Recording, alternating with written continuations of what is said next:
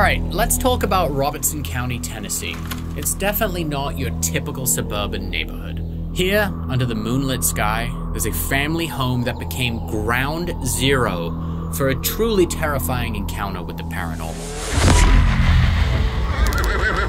There has never been a clear explanation as to why it all started. Maybe some practitioner of witchcraft or Wicca sent something to the family. From ghostly and demonic apparitions to voices without a body, the Bell Witch family ordeal will make you question everything you thought you knew about the world we live in. This 100% could be a Djinn. Yes.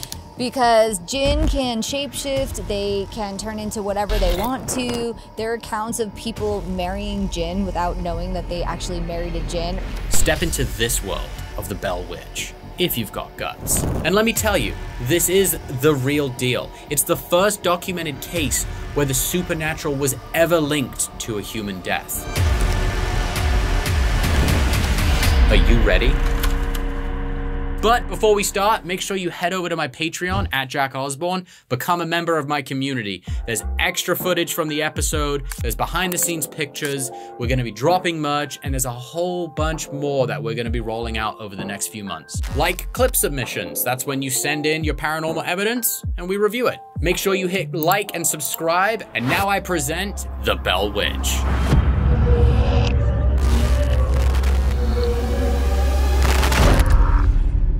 What's going on, everyone? I am Jack Osbourne. I am Cindy Kaza. And we're going to take a deep dive into a very famous case. Cindy, what case are we doing? We are doing the Bell Witch. Okay, so the reason why we're diving into the Bell Witch is that John Bell, when he died, they attributed his death as some kind of supernatural event. It's the only officially documented supernatural cause of death in American history. Which is crazy, right? And he was allegedly poisoned by the Bell Witch. Yes. Well, scientists recently have decided to kind of do a deep dive back into what's the truth behind this. Mm-hmm. And they were trying to figure out, okay, was he poisoned? Or was it some strange, unseen, unknown force that killed him? I guess the elephant in the room with this is, well, was he killed by the witch or not? I think it's worth a spirited discussion about who the Bell Witch is, because some people say that she's still around. Mm-hmm. And did she kill John Bell? And also, why? Excellent question. Yeah, this is there's so many layers to this. And as I was doing some research, and I was up at like 5 this morning and I was watching videos, and there's crazy connections in this story. Like, there's 2 presidential connections to this. I know. I mean, when have we heard a president say ever, right, on record, that they've experienced paranormal activity? Yeah. Should we dive into the facts of this before we get too into the weeds? Dive in. All right. Go for it. So, in the early 1800s, John Bell, he relocated his family from North Carolina to Adams, Tennessee. Mm-hmm. Now, there's a couple things that we should probably establish. John, his wife, married his wife when she was 12, which is... even in the 1800s, I'm pretty sure that was maybe like yikes. Looked at like, you sure about that? Yikes. Yeah, that's a weird one. I have a weird theory. What is it? Okay, so he basically up and moved his family to rural Tennessee with no one around, nothing. Did he do that because he was getting grief for marrying a child? I mean, 12 is like, that's... Yeah. So fucked up, Jack. Yep. Thanks, Jack. Thanks for bringing that in. Great. Well, we just gotta, we gotta paint this picture. This old John Bell wasn't like a stand-up guy, right? I mean, he could have been. Maybe he just thought like, who also had lots of enslaved people. Yeah, too. Yeah, he was a slave owner as well. So the incidents that occurred at the Bell family property, which was 1,000-acre along I think it was the Red River in Tennessee. What ended up happening didn't start till they'd lived there for about 10 years. Which is curious. Yes. Very curious. Because what did they, what did they unearth, bring in, piss off? Yeah. What? And there was never, and I'm just going to say this from the top, there has never been a clear explanation as to why it all started. Now, the first witnessed account of something awry on the property, or the first eyewitness account of someone seeing a witch, actually came from his, I believe it was his slaves. They saw a dog, right? It was Yes. was it a two-headed dog that came at them? Yes. Right. So, but then again, I read something online, though, that it wasn't a two-headed dog. It was a dog with the head of a rabbit. Oh. And then I saw something that it was a mutated, disfigured, dog. So there's a dog connection to this. Regardless, there was a strange sighting of a cryptid on the property. Okay. Later, John was walking on his property, and he went to go and inspect his cornfields. And he looked over and he saw a giant black dog sat in the cornfield. And he didn't think anything of it until he realized the size of it. And as he approached, he noticed this dog was deformed. One description that I read said it was as if all its bones were broken and then not set back together correctly. So scary and weird. Right?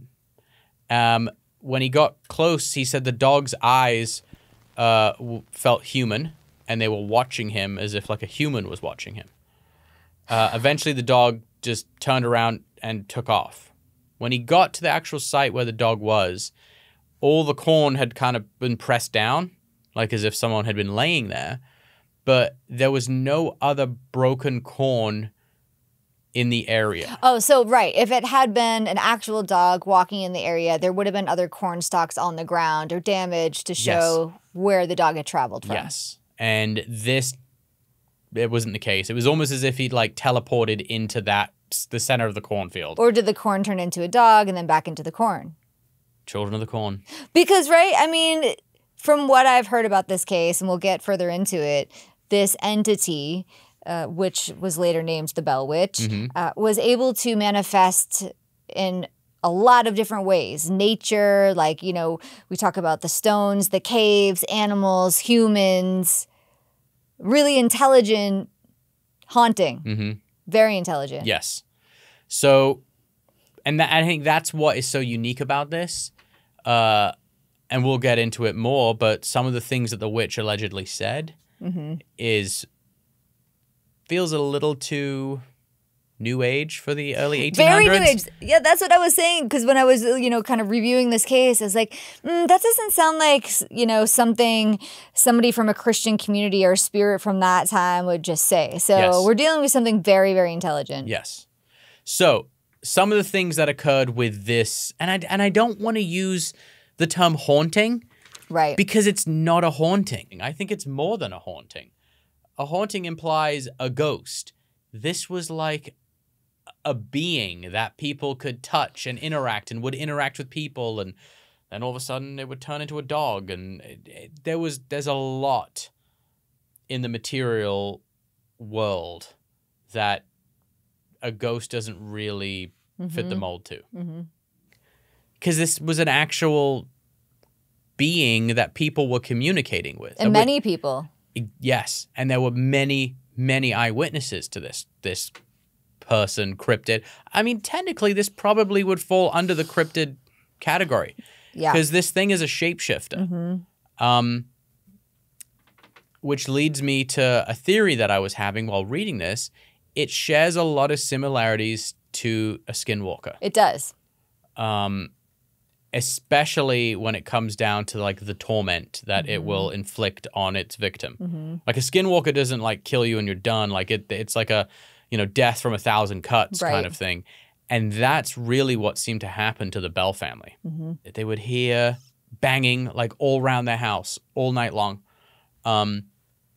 And John Bell forbid his family for saying anything because he thought it was someone in town fucking with him. And he said that he didn't want to give that person any didn't want to give them any fuel knowing that they were like freaking them out. Hey, it's Jack Osbourne here, and this episode of Ghosts and Grit is sponsored by ZocDoc. Do you like to treat yourself? Well, we all do. You know, sometimes I splurge on a fancy dinner, or like clockwork, every 2 weeks I get my hair cut on a Wednesday. Look, it's okay to want to treat yourself, and here's the thing. If you treat yourself to some of the top options in life, why would you ever settle when finding a doctor? That's something you should never compromise on. So the solution is ZocDoc. ZocDoc is a free app and website where you can search and compare highly rated in-network doctors near you and instantly book appointments with them online. I did it, I searched, and it was too dang easy. I had verified reviews from actual patients at my fingertips. Trying to find the right doctor can be a hassle sometimes, but not with ZocDoc. Look, I use ZocDoc and you should too. Go to ZocDoc.com/GG and download the ZocDoc app for free. Then find and book a top-rated doctor near you today. That's ZocDoc.com/GG. ZocDoc.com/GG. Hey, it's Jack Osbourne, and this episode of Ghosts and Grit is sponsored by Cozy Earth. Guess what's right around the corner? That's right, it's summer. And if you're anything like me, you love to explore new places while still enjoying the comforts of home. How do you do that, you may ask? Well, Cozy Earth, that's how. Cozy Earth's bedding is in a league of its own. And here's the kicker. Cozy Earth bedding is travel friendly. That means no more lugging around bulky sheets.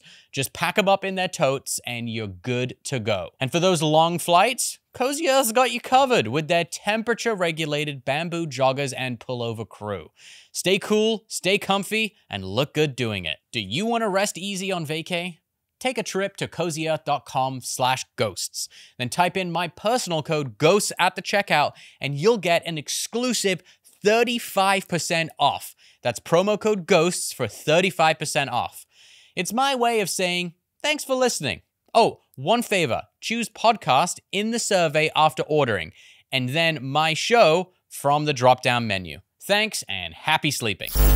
But what do you want to dive into some of the weird facts of the witch? One of the most interesting ones for me is that there are reports that the Bell Witch was able to bilocate and be in two different church sermons that were happening on the same day. Both churches were like 13 miles apart from one another. And the Bell Witch came back and was able to recite the sermons that were happening at the same time at each church. I mean, that's interesting. But as a psychic medium, I truly, truly believe, and you can read about this, people that have near-death experiences can be in many different places simultaneously. So this isn't a case where you're dealing with like some fragmented aspect of a soul that's traumatized, that has unfinished business, that's like stuck in a house, right?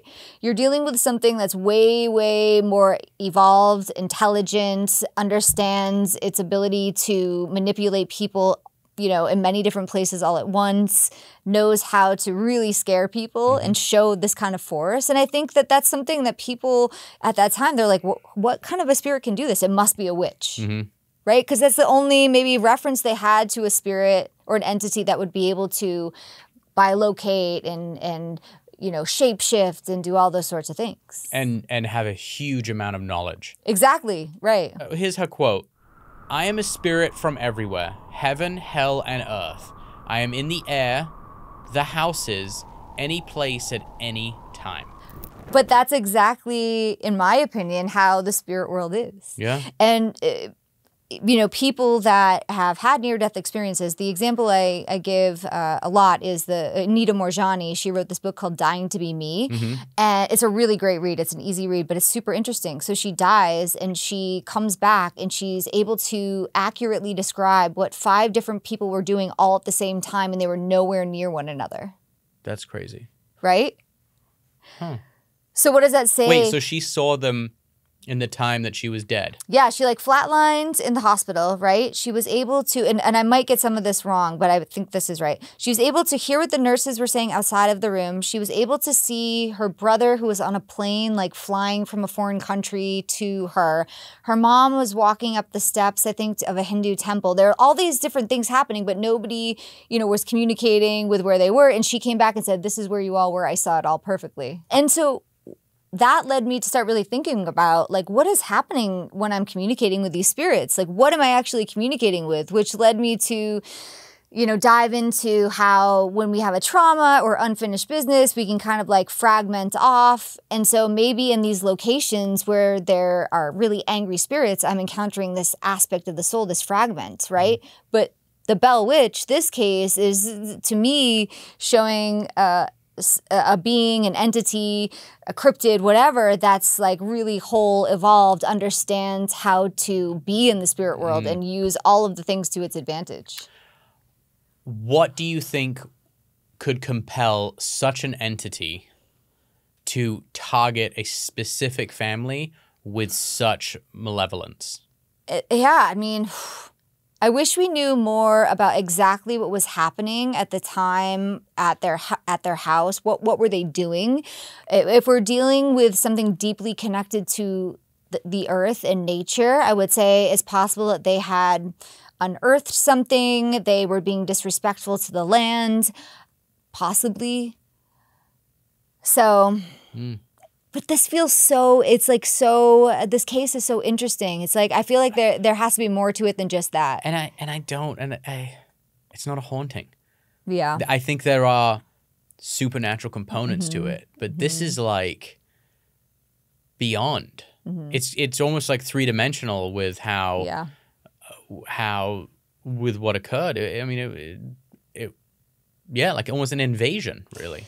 I mean, the other thing to think about, too, is if, in fact, we're dealing with somebody who had sent an entity to this family because they were upset with the family, we could look at maybe somebody who was very good practitioner of, like, pagan ritual, that understood how to use nature, use the 4 elements, maybe manifested something to send to the family. That's another thought. Yeah, maybe, which leans into the Skinwalker concept. That's very similar to why Native American tribes would send Skinwalkers to other tribes. It was like, all right, I don't like them. We're gonna go and make their lives hell for a little bit. Yeah, and it's I was listening to a different podcast about Bell Witch, and this young woman was talking about how her family is from Appalachia, and her whole family, the women were practitioners of witchcraft, for lack of a better word, because witchcraft is not always bad, right? It's just pagan ritual, and that there's a lot of power in that. And she was saying that maybe that's what happened. Maybe some practitioner of witchcraft or Wicca sent something to the family. Yeah. I think it's also... it's not funny, but it's, to me, as far as like a haunting goes, where the account of the neighbor waking up and claiming that the Bell Witch was laying in bed with him and that he was so shocked because she smelled so bad that he like threw her out of the bed, right? It's like, what kind of force could do that, right? What do you think? I have numerous theories on what I think the Bell Witch could be. I think it could have been some kind of Skinwalker. I think that there's a chance it was an alien. I like that one. And, this could also be a Djinn. I know we don't really talk about Djinn that much in this culture, but this 100% could be a Djinn. Yes.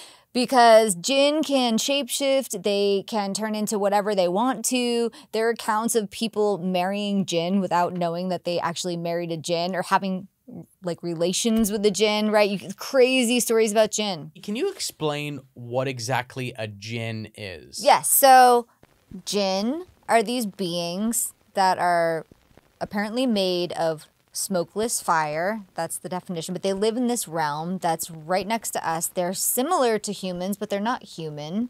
They can shapeshift. They can make us think that they're anything that's in our awareness. They know everything about us. They can speak foreign languages. They can bilocate. They're super intelligent beings. So, I don't know. I believe in Djinn. I've seen Djinn. I was in Indonesia. I saw some Djinn. But I'll tell you, this is interesting. Until I knew what Djinn were, I couldn't see them. Interesting. So we'll have an experience and we're like, this is weird. I don't know what this is, so it must be a witch, because that's the reference that they have. They're like, well, if I can't explain these weird beings or these powers, it must be witchcraft, which would be in alignment with the belief system at the time. Yeah. Very heady. Right? Very heady. And, oh, wait. They named her Kate.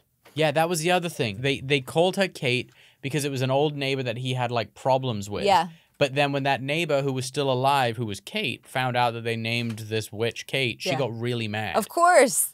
Again, if we're dealing with the Djinn is intelligent enough to know that he had problems with this lady Kate.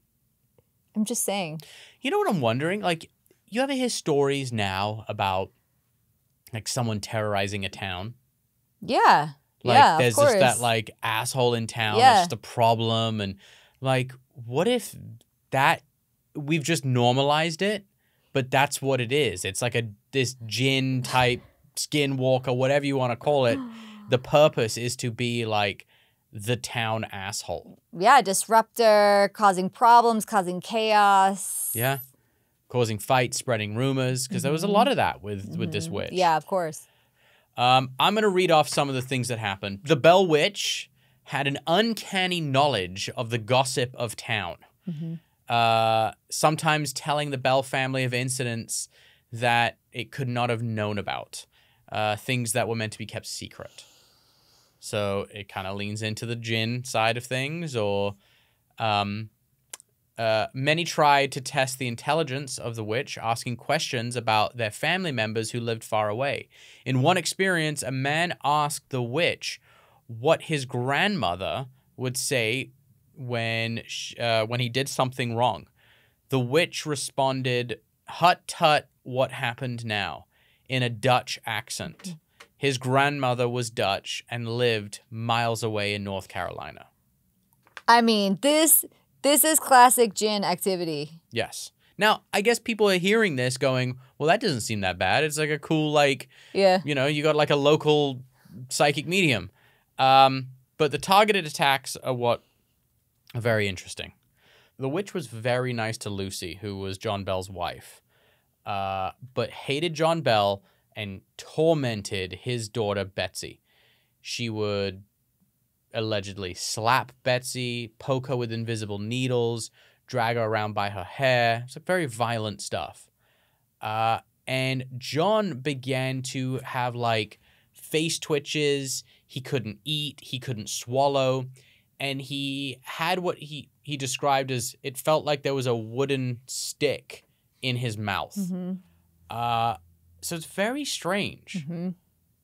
Like, what? This just seems like I don't know. It's very odd. I've never seen a haunting or heard of a haunting like that. But then again, this isn't a normal haunting. It's definitely not a normal haunting. I think it is interesting that there have been more than one account, that there was more than one account of people feeling like these invisible needle pricks in their skin, or like there's wood in the mouth going through here. It's like, that sounds like classic, like, voodoo doll or some sort of a doll where you're putting the pins in. Oh, wow. That's really interesting. I didn't think of that. Because that's how that stuff works. If you have, you know, something that's a doll and that the intention is this is going to be John Bell, and then you just put needles in it in different places, and then people can start to feel the pokes in those areas of their body. Fascinating. Maybe. Now, there are, as I stated earlier, two presidents, Andrew Jackson and Martin Van Buren, had a interest in the witch. So much so that Andrew Jackson decided to go investigate what was going on.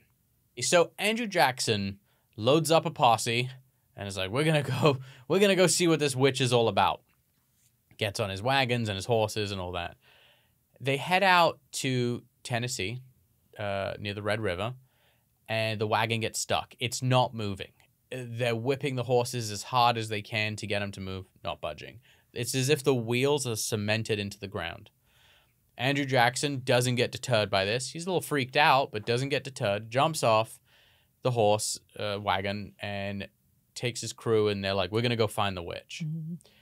While they're setting up camp, he encounters a witch hunter. And he basically tells the witch hunter, like, hey, we're here to find the witch. Come at me, witch. And all of a sudden, he hears in the distance like a disembodied voice. Let me find the quote here because I want to get it right. The quote is, "All right, General, I am on hand and ready for business." At which point, everyone gets freaked the fuck out. The witch hunter lifts his gun, goes to take a shot, and the gun doesn't fire. At that point, he says he is hit and struck by an invisible force. So, as you can imagine, this freaked a lot of grown men out. That's a huge display of power. Massive. And it's like mocking them. It's totally mocking them. It's like, yeah, you think you're so tough with your gun? Watch this. Yeah. It would be very terrifying for somebody to, on their first encounter with a spirit, right, hear this highly intelligent, disembodied voice. Yeah. I mean, that is, that I get scared when I hear disembodied voices. And I'm a psychic medium. So imagine somebody who has no experience with the spirit world and this their first encounter. I would run too. It's horrifying. Oh, totally horrifying. Yeah. Now, what cemented this case in legend is the fact that John Bell eventually died. When he was found dead at home, there was a strange, dark liquid in a kitchen cupboard, like in a bottle, and no one knew what it was. They, I should say, the authorities or whoever was in charge back then, felt like he had been killed and poisoned by the witch. Or at least that's what they said. So, on his death record, killed by a witch. That's amazing that that was actually recorded, like, by officials. Yes. Okay. Official cause of death, witch. Whew. I mean, here's my take on this, right? I mean, so if we look at it from the perspective of this entity being able to manipulate the mind, the body of a person, right? It's not necessarily that this witch became a full body apparition and handed him this vial and he drank it. It could be that he just he lost his mind a little bit, made a bad choice. He had a physiological experience. Yeah. It can happen. It can, sure. And the witch could also be an alien. I like the alien. My reason being is all crazy amounts of knowledge, crazy amounts of power, appeared in weird human form. And it's almost as if, like, if I go visit a foreign country, right, and I want to try and, like, blend in, I'm going to do my best, but I'm never going to be a local. So theoretically, like, if an alien came to Earth and they were like, well, I'm going to blend in, right, it's never going to be seamless. You're going to know that, like, this isn't, like, a normal person. And I feel like there's a lot of abnormalities about the descriptions of this woman. I agree. I think it's a really interesting idea. And I think aliens are interdimensional beings. I think cryptids are interdimensional beings, right? And some people would say that aliens are actually Djinn. So that would be going back to that place, too. All roads lead to Djinn. I want to know why, who, what, like, when did this thing turn up? Why did it turn up? People continuously go to the cave where the witch allegedly lived, and they will do investigations there. Ghost Adventures went there. We actually have some footage of that. Let's watch it. The reason why I want to show you these clips is because you get an idea of what the cave looks like. It's actually very big. And you can see some of the alleged paranormal evidence that people get there. I don't know where I sit with it being, as I keep saying, a haunting. So I don't know if I would come and investigate this case looking for a ghost. Personally, I consider this like a cryptid case. And EVPs with a cryptid or stuff like, I don't know. So this first clip I'm going to be playing, it's credited to Ghost Adventures on Travel Discovery Plus, and it's the Bell Cave, where an electrical current triggers these, like, electric light, like these strobe lights things that they have. What's going on? What the Are you serious? And that one up there too. Look. Oh my god, bro. Whoa. Holy You've got to be kidding me right now. All right, so it's a little chaotic. You see all the guys are in this cave, and like, look how big the cave is. It's not like a little hole. It's big. Yeah, it looks almost like a quarry. Yeah. And you see right here, in the kind of upper left corner. And behind them too, right? Yeah, you see in the upper left corner and behind them, it starts to go off. Are you serious? And that one up there too. Look, you'll see behind them. Right behind. Yeah. That I don't know what that device is. I don't think I've ever worked with one of those. It's not just a light sensor because they look like lasers. Yeah, is it a laser that's triggered if something moves past it? Yes, it's got to be some kind of motion laser. So that's interesting because if this this entity can be in many different places at once, it's in front and behind. It's a good point. Right? That's a good point.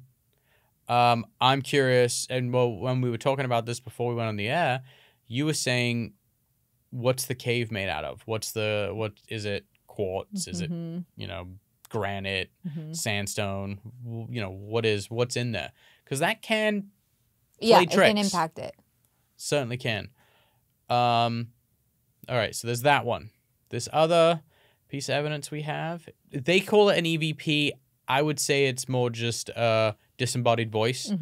How would you differentiate between the two, like disembodied voice and EVP? Because I always feel like with an EVP, you need your device to hear it, and with a disembodied voice, you can just hear it. Oh, I hear you. Okay, yeah. And this wasn't taken from an EVP. It's taken from a stationary camera pointing in. It's like almost the entrance of the cave. Oh, right. Okay, I hear you. Yeah, so it's not being played back on a tape recorder. No. It's just we're hearing it happen in real time from the cameras that are filming them. Okay. Exactly. Understood. All right, so this is credited to Ghost Adventures on Travel Channel and Discovery Plus, and it's the Bell Witch Cave. So if you see, all right, so they got a camera set up there. They got a camera filming a camera, and you hear that? I mean, that's pretty clear. It's really clear. That's strong. If that is, in fact, a real disembodied voice, that is a really clear disembodied voice. Yes, and you can clearly hear it say, listen to me. To your point, if this in fact is real, it doesn't get any stronger than that. It's really strong. Next clip. But what? Come on, like, Spirit. If you're going to say listen to me, then say something. I'm listening. I'm ready. Yeah, I'm listening now. Next clip is another one from Ghost Adventures from Travel Channel and Discovery Plus. Zach is doing an EVP session. He's got a recorder in his hand. It looks like he's deeper into the cave now because look how low the ceiling is. Yeah. Can you appear as a ball of light? So he's like holding a camera. She's recording his EVP. And then look, you see a little dust orb. And then it says, "Here I come." Whoa. Okay. The dust orb, nah. But the "Here I come," pretty clear. Pretty clear. What I find interesting about the whole "Here I come" statement is that's kind of what she said to Andrew Jackson. Mm-hmm. Like, it is. And that's... I'm curious about that. Like, what's the deal? Is that like, are you something that if get called out, you'll actually show up? Yeah, and I think this entity, this Djinn, whatever, is showing its intelligence. Is an intelligent response to a lead, right? Like, yeah, and her voice was so much of her power. Right. She was very intelligent. She knew a lot about everything. Mm-hmm. So it would make sense that if this thing is dead and in spirit form, maybe it still wants to use its voice. Of course. I mean, look, it to me, what this feels like is, again, a super intelligent entity that is not afraid of people, is not afraid that you're going to be able to get rid of it. It's proven you can't get rid of it. How long has it been there, right? So when you go in with these things like, come on, come at me, it's like, whatever, here I come. You know, it seems to me like it's almost like making fun of us for demanding such ridiculous things. Yeah, it's a very good point. What do you think the Bell Witch's intentions were with attacking John Bell like it did? I think John Bell was the target. I feel like somebody may have conjured something up to send towards him. And people can call on Djinn and send Djinn towards people too. So I think that was the intention, and that it obviously worked. I mean, other people were able to see this being and have experiences with this being or entity, but he was the targeted one. He had the most damage done to him and his family. So I feel like he pissed some people off, and yeah. If we really think about it, it would make sense that there is some sort of, you know, intention behind what happened to the Bell family. I think somebody may have targeted the family, sent something towards the family because they were upset. And people can call in Djinn as well. People can call in witchcraft. There are all these different ways that we can send energy towards somebody. Yeah. So I guess we'll kind of conclude with this. Over the last century, there's been 2 times where they thought Kate, the witch, had returned. One was in 1828, shortly after John died. And the other was in 1935. A lot of people believe, though, that the witch never left the area and is still there to this day, which is it's a long wait. I mean, what are you doing for 200 years? Well, if this witch, right, so the witch said, I am from all time, space, and dimensions. Yeah. There's no time. This witch isn't like, oh, man, it's been 10 years. They're like, that's irrelevant. Yeah. It's irrelevant to this thing. What are your kind of concluding thoughts with this? Okay. My concluding thoughts. If I were to name this entity, I would call it a Djinn, because it has all of the makings of a Djinn. It's connected to nature. It can shapeshift. It's super intelligent. It knows all of these things about people, families. It can bilocate. It's connected to everything all at once. So, that's my take. I think at the time, they wouldn't have had a reference to what a Djinn is. They were actively hunting witches because it's a very Christian, you know, place. So anything that they're like, what is this weird thing? It's a witch. I think the Bells were targeted somehow. Why? Hard to say. I feel like maybe John Bell pissed off some people. That would make sense to me. Do I think that this entity is still around? Could be, absolutely, because time is not even a thing for this entity. It doesn't care about time. I like that. Yeah, I like the Djinn theory. Yeah, if I'm leaning into the paranormal, it's a Djinn or an alien or a Skinwalker. Yeah. Not Some sort of ghost. cryptid, something, yeah. But it is true that, like, if you watch, you know, videos about the Bell Witch, you listen to podcasts, people will say that at the time and even after John Bell died, anytime something went wrong, they would blame it on the Bell Witch. So the Bell Witch became a scapegoat for everybody's bad behavior. Easy to say, oh, it was the witch. Then nobody has to be responsible or accountable. Well, yeah, it's the ultimate get out of jail free card. Oh, it's the witch. Oh, the witch. Right. You're fine. Go about your business. Right. Yeah. All right. Well, that's it. Let's wrap this bad boy up. Folks, thanks for watching, listening. If you're watching on YouTube, make sure you like and subscribe. If you're listening on iTunes, please leave a good comment and review, because those always help. And for our Patreon subscribers, stick around because there's more coming. As we bid farewell to the chilling tale of the Bell Witch, let's not underestimate the impact of its dark influence. The story of the Bell Witch reminds us that there are things out there that we may never fully understand. It challenges us to face the unknown head-on with courage and curiosity. And even though our journey with the Bell Witch is ending, its legacy will linger on, leaving its mark on the pages of US history.